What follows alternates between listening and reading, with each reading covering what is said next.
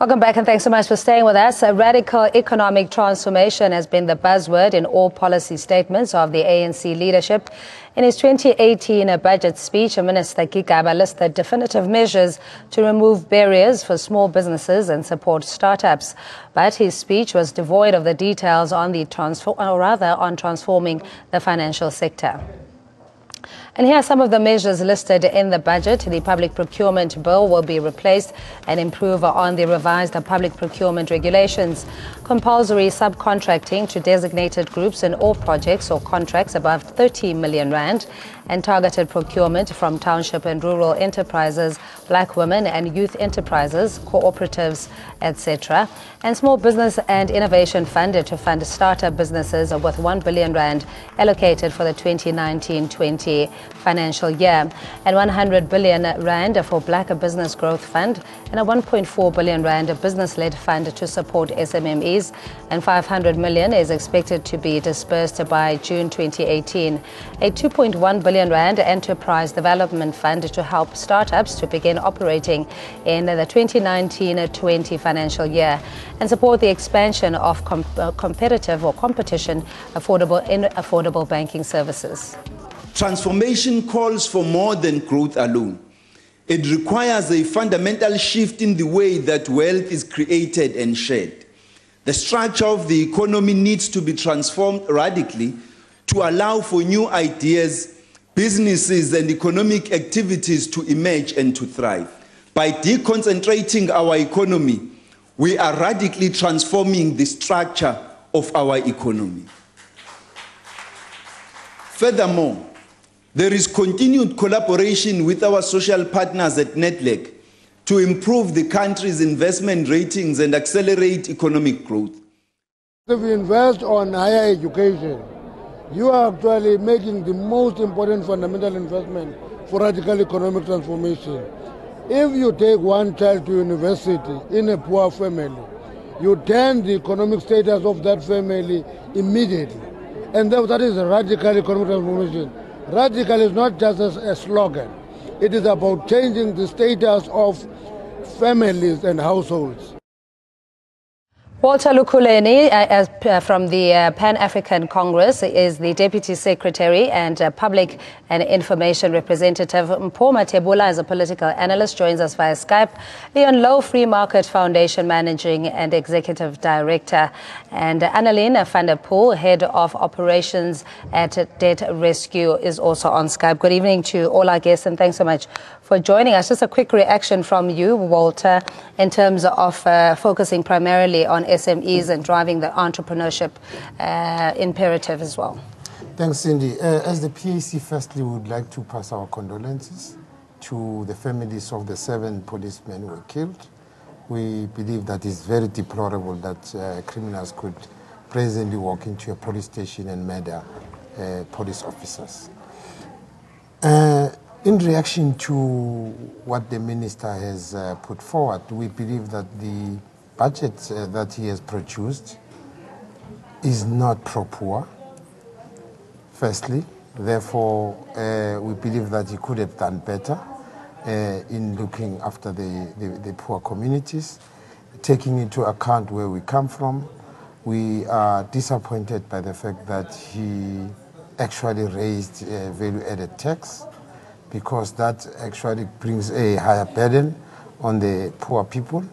There is an argument that is putting forward that this is offset by the zero-rated basic foodstuffs, but the reality is that you pay VAT on everything else, and if you couple that with the increase in the fuel levy, it actually does not help. All right, let's much. get a voice quickly from Mpoma Tebula, who's on the phone line, political analyst, in whether this speech speaks to the radical economic transformation policy as adopted by the ANC in its elective Congress. Good evening to your guests there, and good evening to your listeners, your viewership, Cindy. And I also want to pass my condolences also to the policemen and the families that lost their loved ones. Just a quick one. The budget is a mixed bag. Once you look at it, you must look at it at two sides. At some point, you have to help the poor, at some point you have to have the rich, you have to have the wealthy more than the poor and the rich.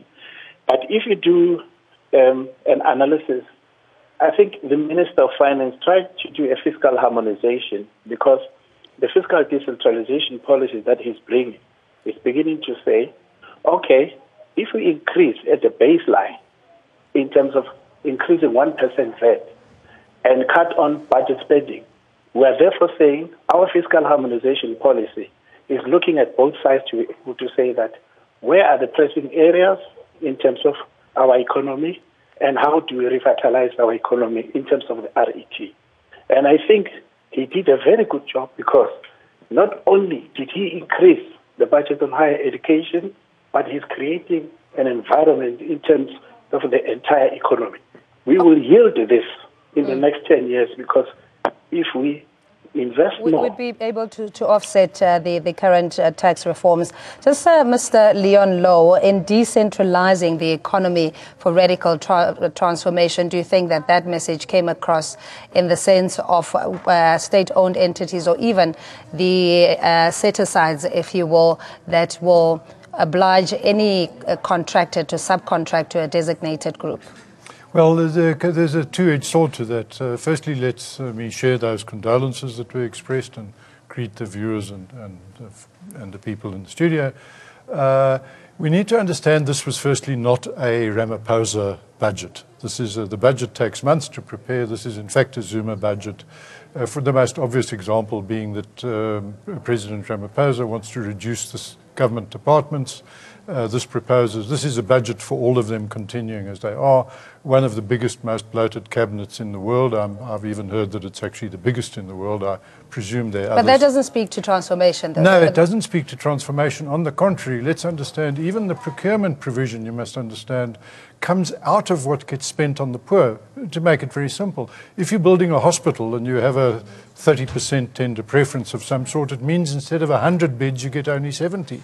So you must understand, delivery to the poor is what pays for that.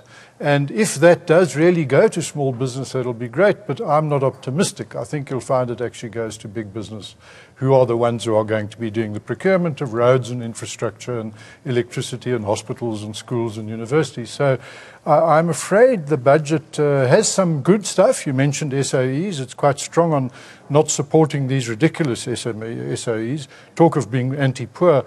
Every time you fly over a shanty town, you must look down and realize they are funding everybody sitting in an SAA plane who are the rich people. Poor people don't fly. 500 Rand per seat.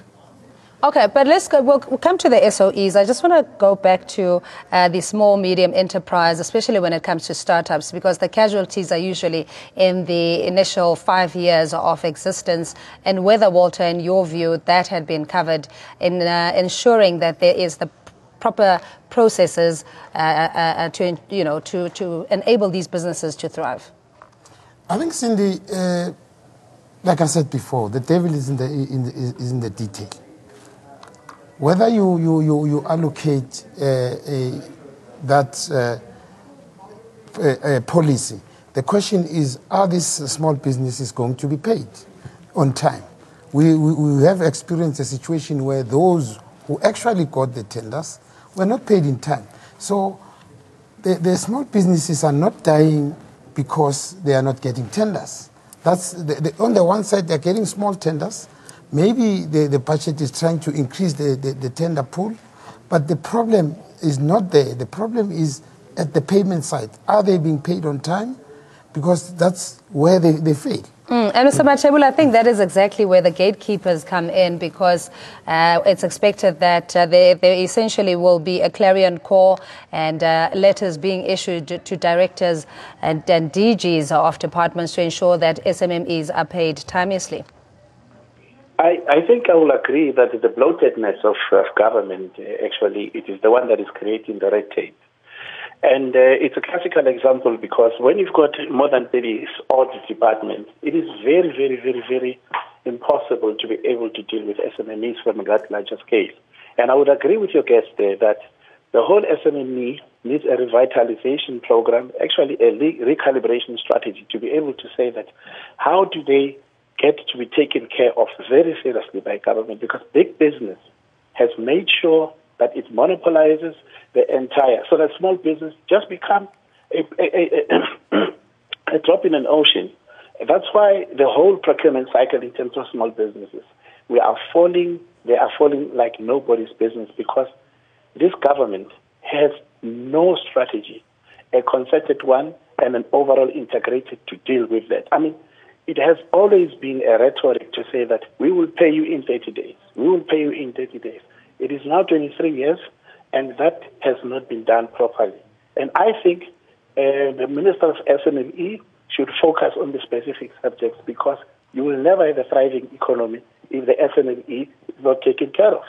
Okay, we also have on Skype Annelien van der Poel, Head of Operations at Debt Rescue. Good evening to you, and thank you so much for joining us, and especially for the many South Africans with impaired credit records that are overly indebted, below inflation personal tax reform, a little bit of a relief in your view. Good evening, Cindy, and thank you for having me. Yes, it's a slight relief, but I think the reality is, just looking at the two very big factors that come out immediately, the increase in the VAT rates as well as the fuel levy hikes, it's going to have a devastating effect on consumers. So what happens now in the sense that we also have a fuel levy increase, which we know will have a domino effect in terms of transport, etc., and the cost of living generally. Annelien, your advice to consumers that are already under debt review or that are struggling to meet their financial obligations? Well, I think the first and foremost, our advice is always budget immediately. Look at what your financial situation is. So in other words, get an understanding of what you can afford and what your budget looks like in terms of where you can make cuts and the likes. That's the first point to start. And then, like you said, we're looking at increases here that are going to have direct and indirect impact. I mean, direct, we're going to feel it in our transport, but indirect, it's going to affect the cost of goods. And any reduction we were hoping for in the fuel price with the slightly stronger rand and the likes has, in essence, we potentially believe it's going to be gone. So if you've looked and you've made those changes and you are still struggling financially, seek. We've just lost the line there, unfortunately, Annelien.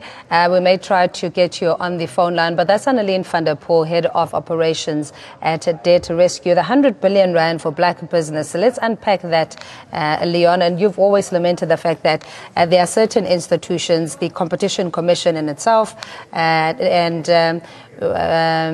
policies like your triple PFA that are anti-transformation or even small business. Yes, do you think this will go a long way, though? Thanks for raising that, because, this rhetoric about SMMEs has been going on forever, since 94, or even before, actually. It started under people like FW. It means close to nothing. Now, in this very budget, he said something in direct conflict with President Ramaphosa's SONA, where he said they would be removing restrictions and red tape that hamper small business. He said they're going to be fully funding Twin Peaks, for example. Twin Peaks is a successor and a bloated expansion of a completely failed state enterprise, which is the Financial Services Board, which has wiped out the entire black brokerage sector of South Africa, which serves millions of black people with financial services. They have been destroyed. And we have in this very budget another 5 billion budgeted for this Twin Peaks monster, which is completely anti-small and anti-black business. And more importantly, let's just make this clear, I'm not actually even that concerned about business. I'm concerned about consumers, the poor. They are deprived of services and opportunities and welfare and government waste on... But while we deal with that inequality and the ability to create jobs, you need to have new industries and new market players as well. And with the debt rescue, on a personal level, even if you operate a small company, you therefore you're not eligible for access to funding or, getting a loan for operational purposes. So, Walter, you talk about dealing with the red tape, but there's also other stumbling blocks or barriers of entry for black business. Look, the reality is that the African National Congress is saying something and doing something opposite. They are saying that whatever they are bringing on the table is for the poor and the marginalized. But if you look at the policies that they are presenting, are actually anti-poor. Firstly, you look that they are saying that they are improving the township economies. But who is actually getting the business in the township economies? You see the mushrooming of malls. Those malls, the anchor tenants there are not small business. They are not saying to Mr. Vilakazi around the corner that you are now the anchor tenant in this mall. So they are killing those small business, firstly, from that angle. And if you look at the policy on the procurement that they are talking about, who is actually going to be benefiting? It's not your Mr. Vilakazi around the corner who's going to be benefiting. It will be those businesses that are linked to big business. So basically, what they are saying to the masses is Thabo speak in reality. Mr. Mathebula, in your view that, the subcontractors ought to be of designated groups, specifically black women-owned companies, the youth cooperatives, etc. If there are no monitoring and measurement mechanisms, it's just going to be, the same old. Look, clientelism and together with cartelism, cartels have always existed. That we cannot ignore. And they continue to play a middleman and a major role in terms of the demise of, in actual fact, the rise of small businesses, particularly in terms of gender parity distribution. So there are a lot of women initiatives and all that, but when they're supposed to pick up, you find that there is a clear-cut sabotage from the cartels to make sure that that does not rise. And I think those pinpointers are the ones that we need to look at, because government cannot be seen to be operating in a manner that cartels are existing. We should have a clean slate that we will start with and begin to say, in the office of the president, there should be that presidential monitoring team that is set up to be making sure that the mushrooming business, particularly from a black economic enterprise, are watched with a very close eye on their trajectory.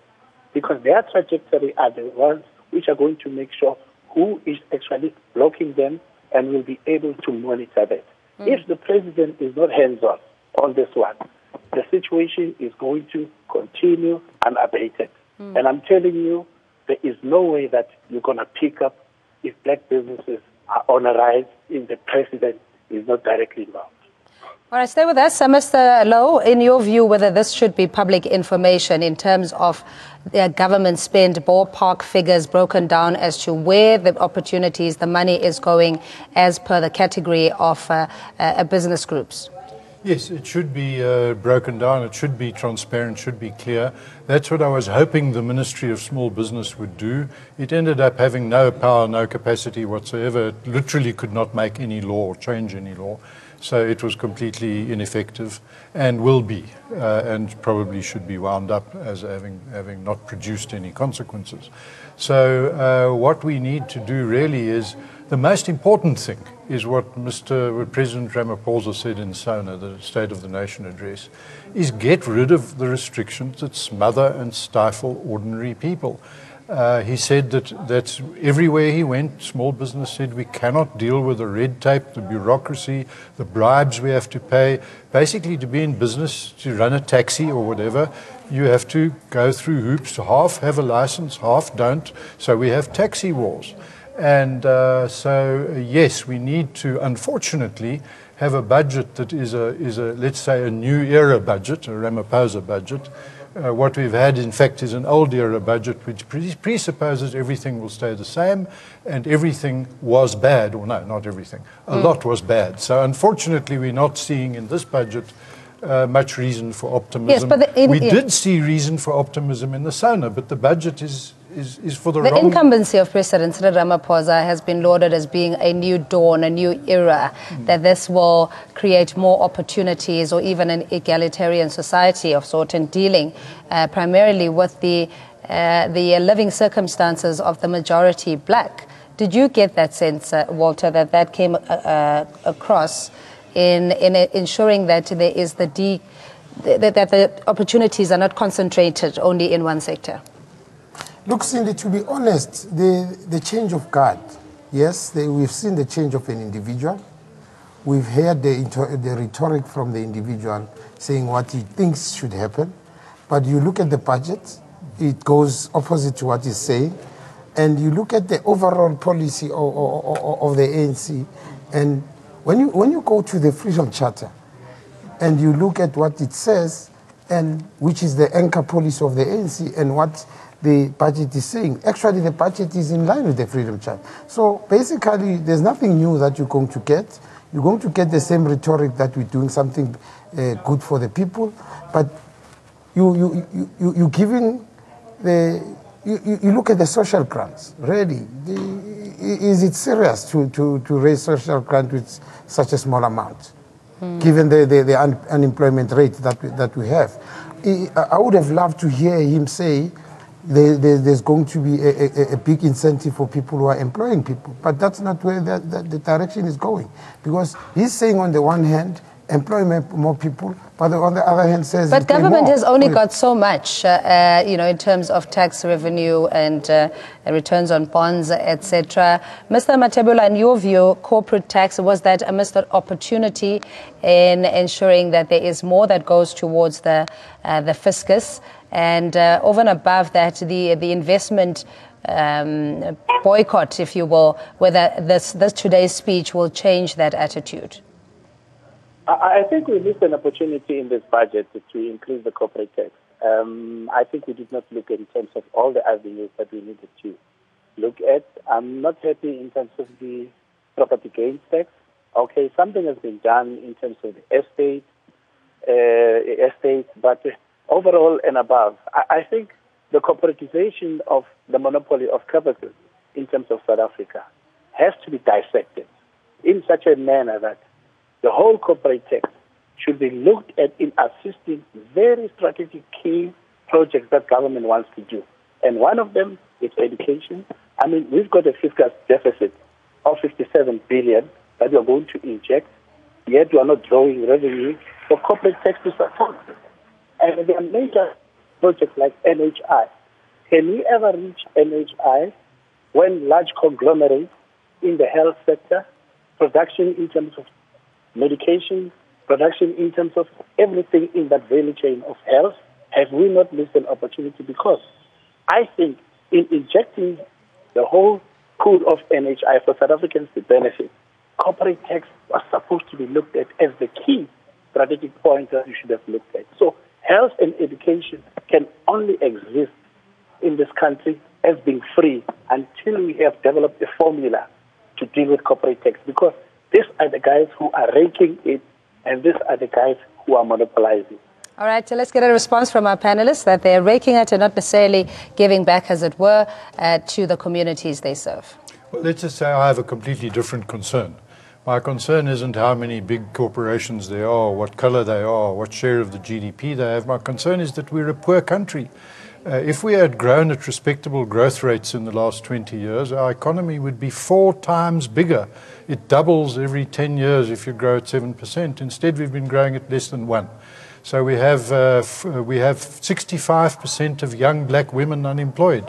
We have 40% of the workforce unemployed. Now, this is a tragedy. It actually should justify a state of emergency. What we need is growth. We need high rates of economic growth, and to get that, you have to have an investment environment which is attractive and appealing and internationally competitive, and you have to get rid of all the barriers to small business, which in South Africa are absolutely deadly.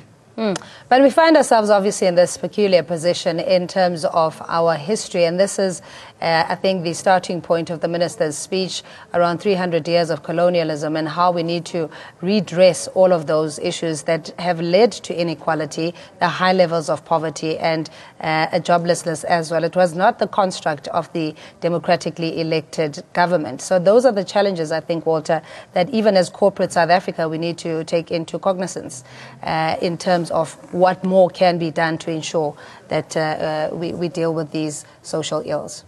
Cindy, yes. The problem is that there's rhetoric. You walk into CODESA and you accept apartheid debt, which was debt that was created to essentially oppress its own citizens, the citizens of the country. Now, if you start from the premise of saying the debts were fine, even though they were created to oppress you. You are on a path downwards.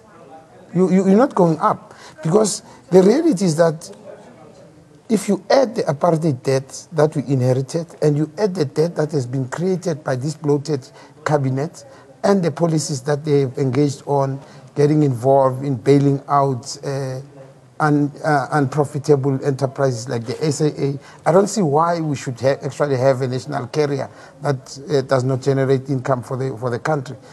But if you get involved in that, you're not going to go anywhere. So the rhetoric to say, yes, 300 years of colonialism is correct, to say we need to redress that. But how do you redress? By adopting exactly the same policies of the colonial world. You needed to go, what they are talking about, taking a radical change. You needed to have taken a radical change at CODESA. But CODESA is way past. Now, at this juncture, that's what needs to be happening. We need to be saying, we've made a mistake here. We've adopted policies that are not pro-poor, that are not pro the people of this country. Therefore, this stops here. We're now changing direction. But I don't see where we're saying we're changing direction. We're saying we're smoothing the corners of the bad things that inclusive growth and all sorts of other euphemisms, as opposed to calling it what it is. Yes.